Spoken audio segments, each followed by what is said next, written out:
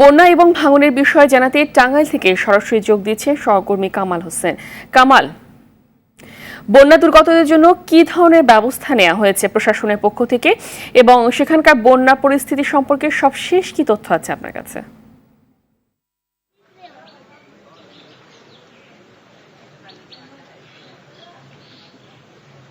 জি ফাহমিদা, গেল কয়েকদিনের পানি বৃদ্ধি অব্যাহত থাকায় কিন্তু টাঙ্গাইলে বন্যা পরিস্থিতি ক্রমেই ভয়াবহ রূপ নিচ্ছে।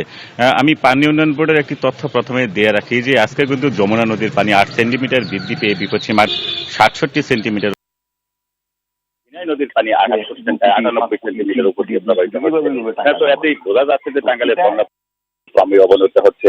আপনি যেমনটি জানতে চেয়েছিলেন তা দর্শকদের উদ্দেশ্যে জানিয়ে রাখতে চাই যে টাঙ্গাইলে এই পর্যন্ত প্রায় 2 লাখ মানুষ কিন্তু পানিবন্দী হয়ে পড়েছে।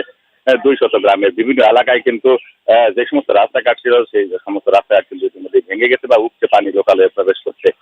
বিভিন্ন হাট বাজারটিতে, আমি যে এলাকায় রয়েছি হাট বাজারটিতে কিন্তু পানি উঠে গেছে এবং মানুষের যে বেচা কেনা তা কিন্তু অনেকটাই দুর্ভোগ পোহাতে হচ্ছে মানুষের।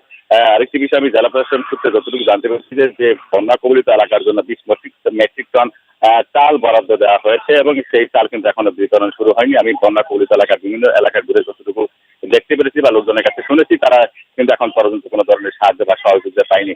আরেকটি ধন্যবাদ আপনাকে। এতক্ষণ টাঙ্গাইল থেকে জানাচ্ছিলেন কামাল হোসেন।